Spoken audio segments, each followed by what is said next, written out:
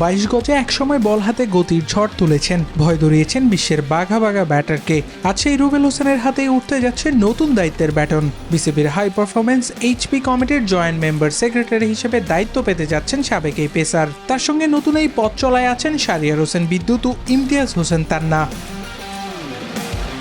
27 test, 104 one day ও 28 টি-20-তে 22 গজে দেশের jersey গায়ে অসংখ্যবার বুক চিতিয়ে লড়েছেন বাগেরহাটের এই ক্রিকেটার। দায়িত্ব নেওয়া প্রসঙ্গে নিউজ 24-কে রুবেল জানান, এবার তার সেই অভিজ্ঞতা কাজে লাগাতে চান তরুণদের স্বপ্ন গড়তে। এটা তো আমার জন্য খুবই ভালো লাগার একটা বিষয়।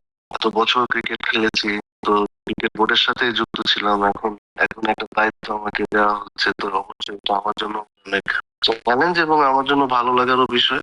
আর এই পরিবর্তনের পেছনে আছেন বিসিবি সভাপতি তামিম ইকবাল।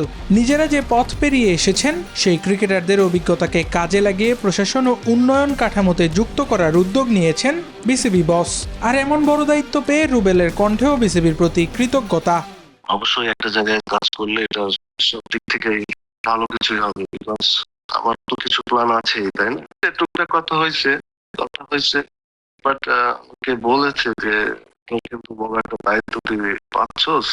মাঠের ক্রিকেটাররাই জানেন একজন তরুণ পেসারের ভয় কোথায়, একজন ব্যাটারের দুর্বলতা কোথায়, আর আন্তর্জাতিক ক্রিকেটে টিকে থাকতে ঠিক কি কি প্রয়োজন। রুবেলদের প্রজন্ম হয়তো এখন মাঠের লড়াই থেকে দূরে, কিন্তু তাদের অভিজ্ঞতা যদি পৌঁছে যায় নতুন প্রজন্মের হাতে, তাহলে সেটি হতে পারে সবচেয়ে বড় অর্জন।